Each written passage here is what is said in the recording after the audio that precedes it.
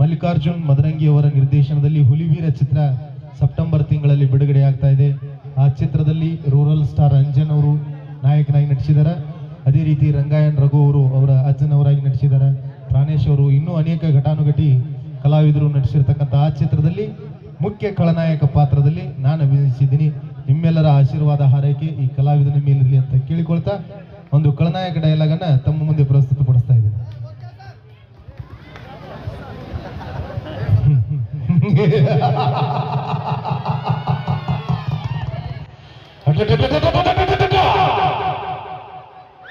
ಯದಾ ಯದಾ ಹಿ ಧರ್ಮಶ್ಯ ಗ್ಲಾನಿರ್ಭವತಿ ಭಾರತ ಅಭ್ಯುತ್ಥಾನಾಮಧರ್ಮಶ್ಯ ಪರಿತ್ರಾಣಾಯ ಸಾಧೂನ ವಿನಾಶಾಯ ಚ ದುಷ್ಕೃತ ಧರ್ಮ ಸಂಸ್ಥಾಪನಾರ್ಥಾಯ ಸಂಭವಾಮಿ ಯುಗೆ ಯುಗೆ.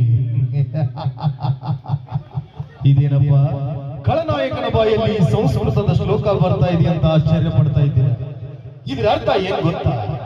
ಜಗದಲ್ಲಿ ಅನ್ಯಾಯದ ಅಟ್ಟಹಾಸ ಹೆಚ್ಚಾದಾಗ, ಅಧರ್ಮ ತಾಂಡವಾಡುತ್ತಿರುವಾಗ, ನಮ್ಮಂತ ಕಾಳಧನಿಕರ ದಬ್ಬಾಳಿಕೆ ಹೆಚ್ಚಾದಾಗ ಅದನ್ನು ಮಟ್ಟ ಹಾಕಲಿಕ್ಕೆ ದೇವರು ಯಾವುದಾದ ಒಂದು ರೂಪದಲ್ಲಿ ಹುಟ್ಟಿ ಬರ್ತಾನಂತ. ಆದ್ರೆ ಇದು ಕಲಿಯುಗ, ತಲೆ ಇರೋರ ಕಲಿಯುಗ, ತಲೆ ತೆಗಿಯೋರ ಕಲಿಯುಗ, ತಲೆ ಒಡೆಯೋರ ಕಲಿಯುಗ. ಅಂದಾಗ ದೇವರು ಹುಟ್ಟೋದಂದ್ರೇನು? ನಮ್ಮಂತ ಖಳನಾಯಕರನ್ನು ಮಟ್ಟ ಹಾಕೋದಂದ್ರೇನು? ಸಾಧ್ಯವೇ ಇಲ್ಲ. 5 ವರ್ಷಕ್ಕೊಮ್ಮೆ ಚುನಾವಣೆ ಬಂದ್ರೆ ಸಾಕು, ನಿಮ್ ಮನೆ ಮುಂದೆ ನಿಂತು ಭವತಿ ಭಿಕ್ಷಾಂತಿ ಅಂತ ಭಿಕ್ಷೆ ಬೇಡ್ತೀವಿ. ಇದ್ರ ಅರ್ಥ ತಿನ್ನಾಕ ಕೂಳಿಲ್ಲಂತಲ್ಲ.